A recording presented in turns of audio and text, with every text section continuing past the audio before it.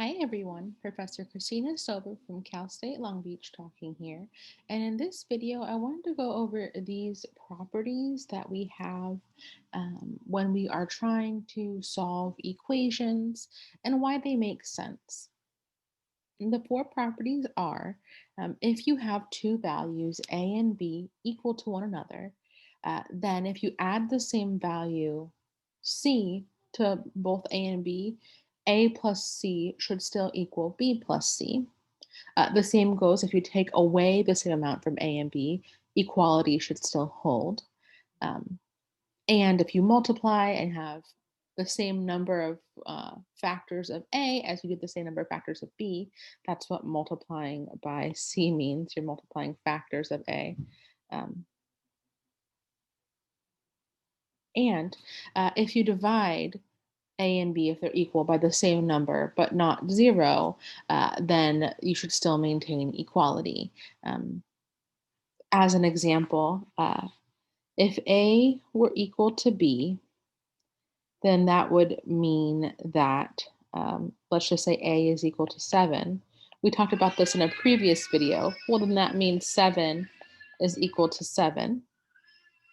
And if I add, 2 to both sides, well, 9 is still going to be equal to 9. So that's why the first uh, property here works.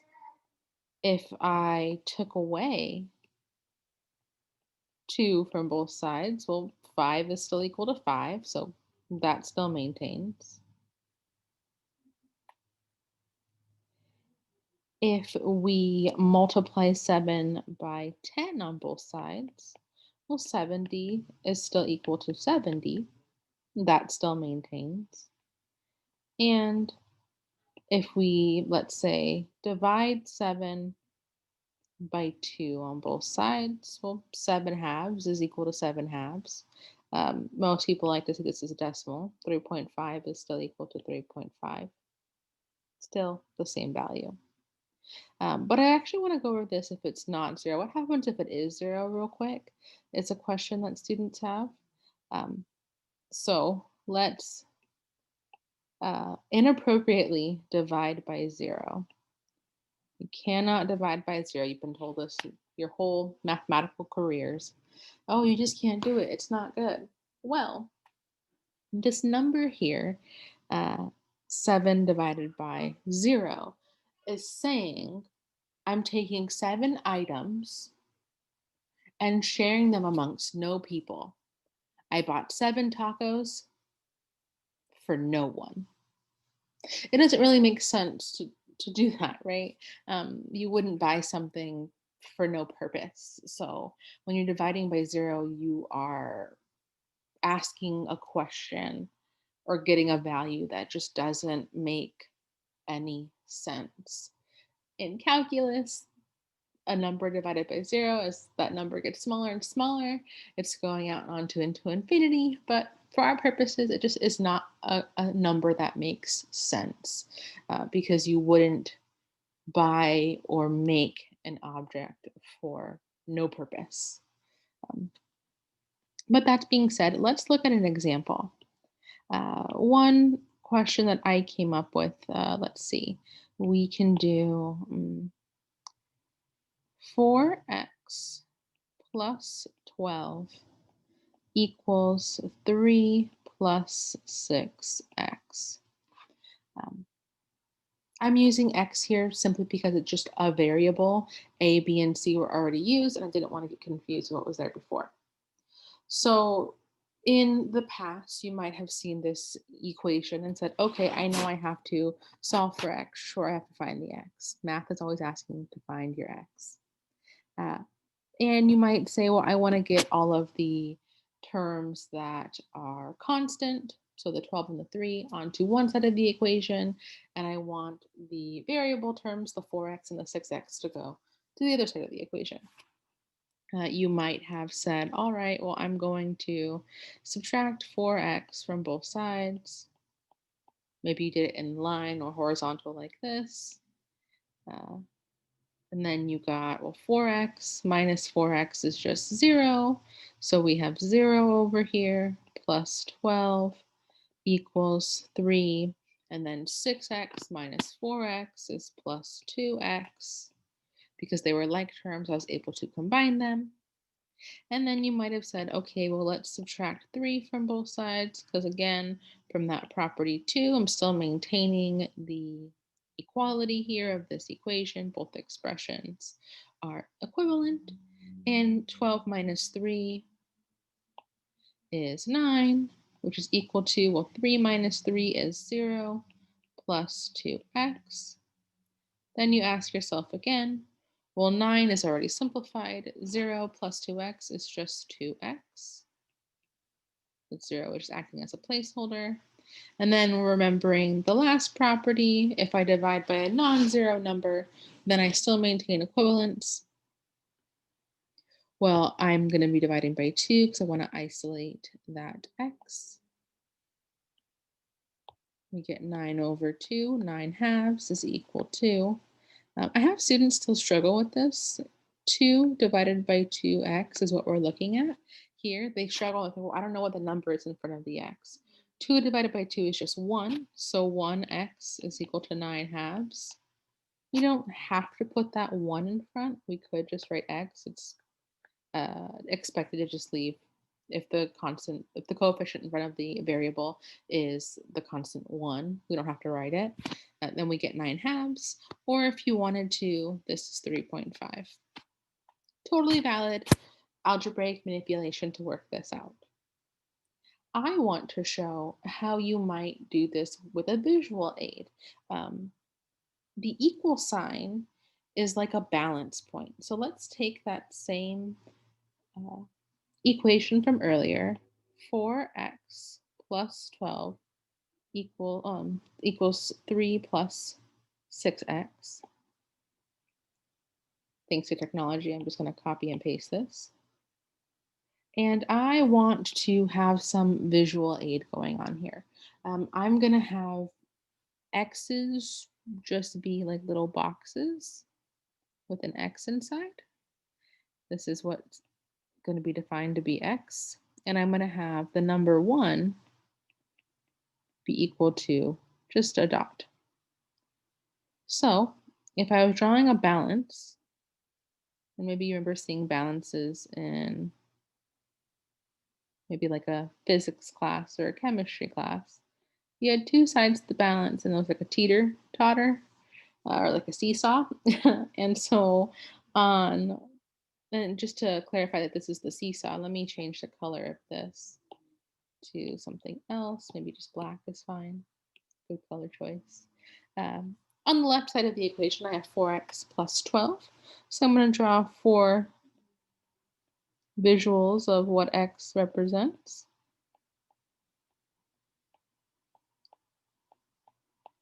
And then I also have 12 ones. So I'm just going to draw 12 little dots. 2, 3, 4, 5, 6, 7, 8, 9, 10, 11, 12. Currently, this equation is unbalanced. I didn't write the right-hand side yet. This is not equal to 0. 4x plus 12 is not equal to 0. 4x plus 12 is equal to 3 ones. And you can put these anywhere in space that you want. It can be crooked like this. That's totally fine. And then 6 x's. 1, 2, 3x, 4 x's, 5 x's, and we'll put one more x over here, 6 x's. And so now, based on our equation, this seesaw is balanced.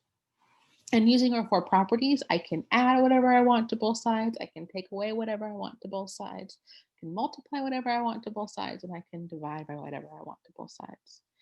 Well, I really like to go through and just cross out what I can, scribble out what's not necessary.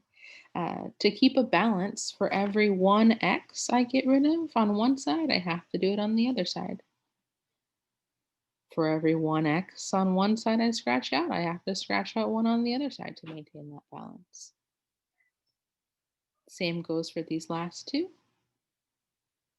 And so still, because I maintain those properties of subtracting the same amount on both sides or scratching out the same amount on both sides, I have balance. I have equivalence so far. If we were to stop here, we would get that we have 12, we didn't touch the dots yet, is equal to 3 plus 2x. And we actually got that up prior when we were using algebraic manipulation. So we're doing the same thing, but using visual. I'm going to erase this equation down at the bottom because we still have more work to do.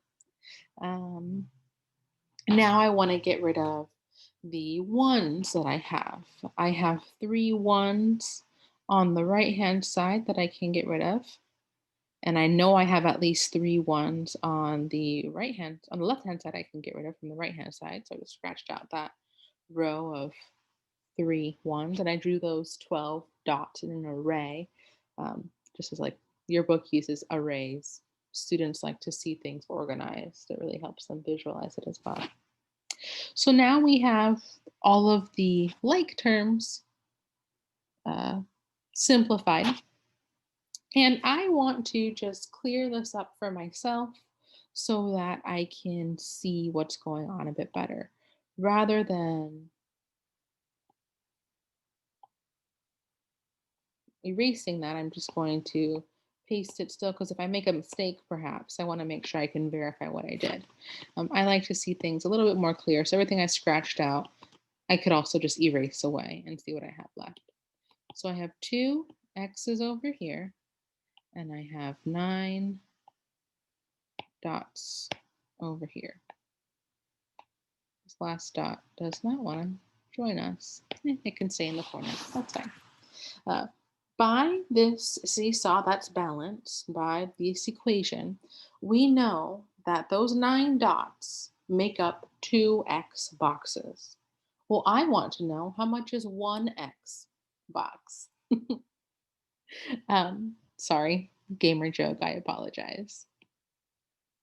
So what I'm going to do is kind of see how many dots fit into each box. And I'm going to color coordinate. I'm going to have one box be yellow, and we'll have the other box be purple or this lavender color. And I'm just going to go like we would picking teammates on the basketball court.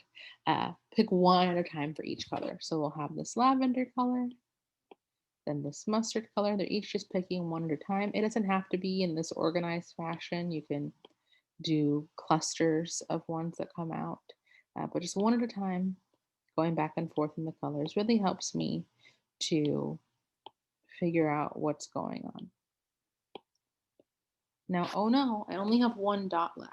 Now, if we were using that same analogy of picking teammates on a basketball court, you cannot have a teammate on both teams. So in reality, we would have, that one person sit out for a round, or they would be like the referee, or one team would have more than the other. But these are actually just dots or just numbers, not actual